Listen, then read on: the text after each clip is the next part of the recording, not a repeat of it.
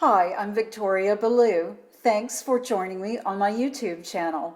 In this episode, I am going to answer a few questions from one of my subscribers. And it's something that I think that a lot of you would be interested in knowing the answer to. The question is, can oracle cards be used alone or in conjunction as a clarifier for what your reading is? I think this is a fundamental question, so let's dive right into it. So tarot cards, just for a quick definition, my personal definition, tarot cards are examples, certainly the major arcana is, of archetypes, which is a term that the Swiss psychologist, legendary psychologist Carl Jung used and coined, invented, to describe what the major arcana represents, which are the personality types that we see in all of us. So there are all of those 22 major arcana cards, if you count the Fool as zero. And those are the archetypes that the tarot works with. And then, of course, the other cards, the pips as they're called, and the royalty cards, all represent aspects that we go through in our lives.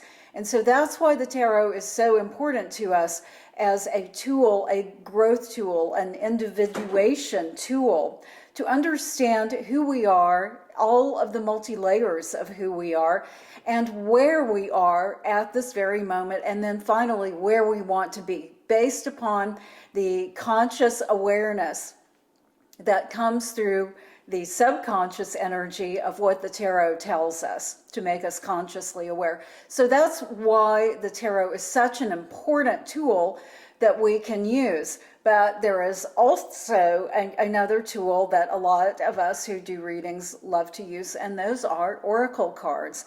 Now, my favorite oracle deck is called Supra. I'm really crazy about this oracle deck, and I do occasionally use it as an adjunct to my tarot readings, but I use them alone as well, because you can get a more broad idea of what is going on with you. Depending upon the spread that you use, you can hone it down into more specifics.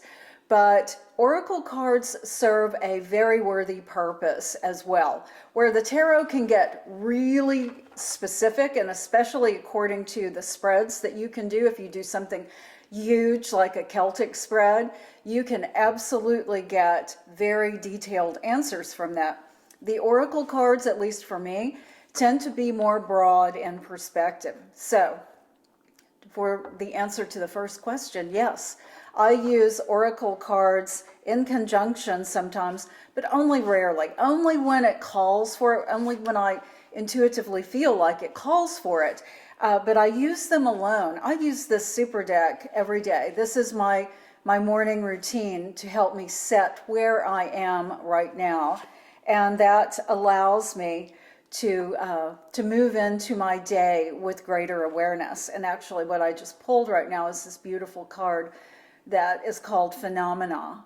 And Phenomena represents just the ability to tune in to where we are and to recognize where we can go, which is anywhere. That's what this oracle card happens to represent. So I think it's the perfect card that I drew in response to this answer. So by all means, use oracle cards if you feel drawn to them, either alone or with tarot, and choose the oracle deck just like you choose your tarot deck. It needs to resonate with you. It doesn't matter what anyone else uses. It's what works for you. It's what you feel drawn to. It's that moment, that spark that I call it, that moment of excitement when you look at the cards and you know those are meant for you. Okay, and so the next question that our subscriber has is it okay to do a reading for yourself? The answer is yes, but I want to give you my thoughts on that as well, because you know, we have our subconscious, which is very much in the driver's seat. And I have mentioned that before when I have spoken about how tarot works. Our subconscious is what rules us, but our conscious mind thinks that that's not the case. It thinks it's really in the driver's seat. So when you do a reading for yourself, it's really important that you allow yourself. I always spend a few minutes just trying to let my thoughts settle down a little bit. And this can take some time. It's not an instant thing. But if you do have the time to allow your thoughts to calm just a little bit before you do a reading for yourself, just let any thoughts that are popping into your mind, just what I do is I'll see a big weight wrapped around them and drop and roll off to the side to clear it out of my mind. And again, it's not super easy to do this, so don't beat yourself up if you find that a little challenging. But if you can do that, that's great. If you can't, that's okay. But be aware that when you read for yourself, you need to go with the absolute first impression that comes in. When you lay a card down, you need to be really tuned in to what that very first subconscious answer is, because that is indeed the way you read for yourself. After that, as I was saying, your conscious mind, who thinks it's in the driver's seat, is going to step in and begin rationalizing, giving you all these logical reasons or persuasions for why you need to change that original thought that came in. And that is exactly what happens when you read for yourself. So it's a little tricky to do it. And if you the more you do it, the more you get comfortable with doing that and just going with that very first impression. That is what will serve you the best going forward. Because once that logic or rational mind, once that energy of trying to delude yourself, telling yourself stories of, oh no, it's not really that, if it's something that's not good, you know, once that starts kicking in, then you lose the whole context of the reading. It's not going to help you. You have to remember that the tarot pulls no punches, and it's going to tell you exactly what your subconscious mind is wanting you to know to help you live at your highest potential. That is always the case.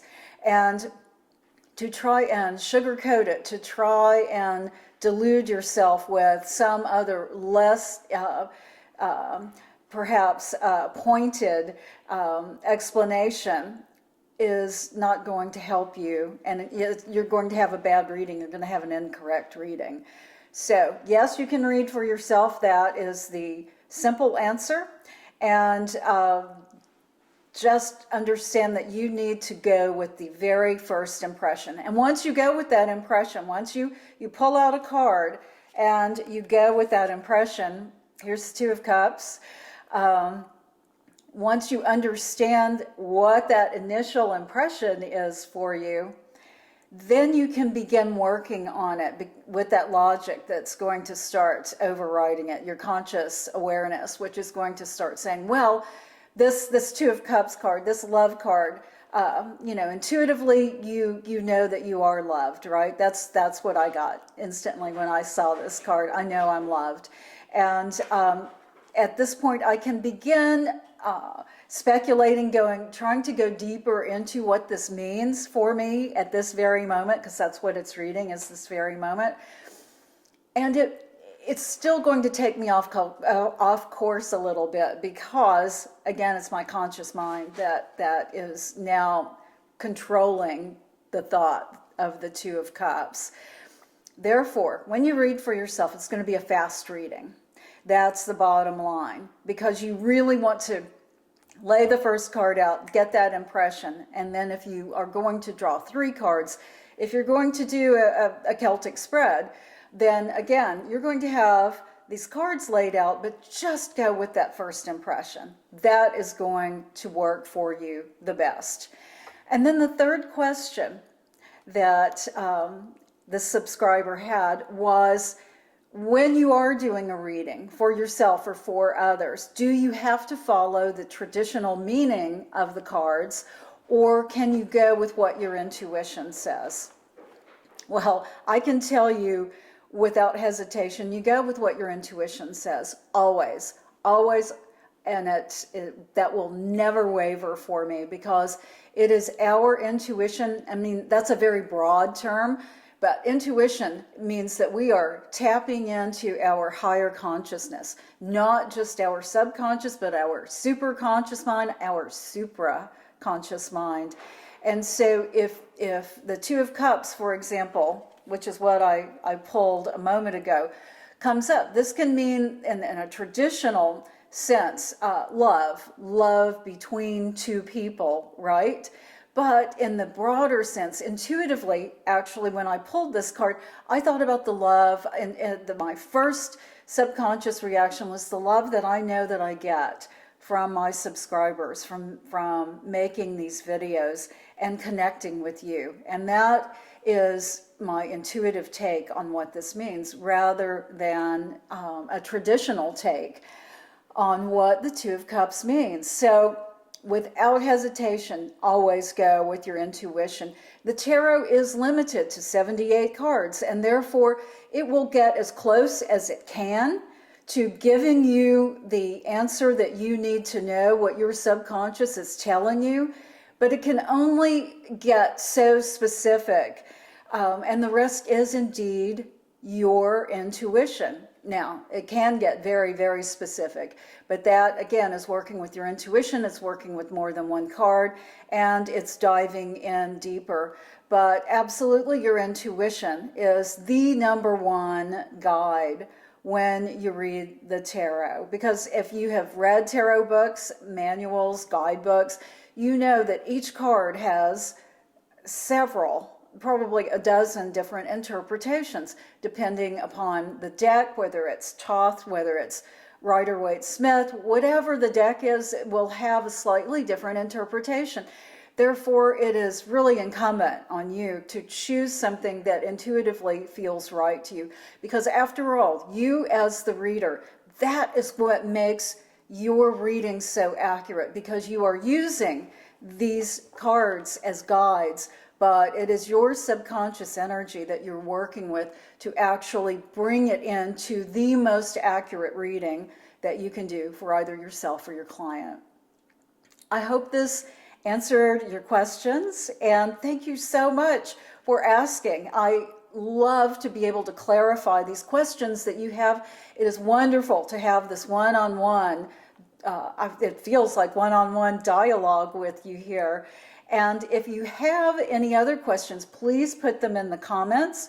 You can also subscribe to my newsletter, victoriaballou.com, and you can subscribe to my incredible metaphysical magazine called astrologicmagazine.com, where there are hundreds of articles about everything tarot related, dream interpretation related, astrology. We get into soul awakening, energy healing, sound healing, all sorts of topics, all with the intention of helping you live at your highest potential. So thank you so much for joining me, and I really hope this helped.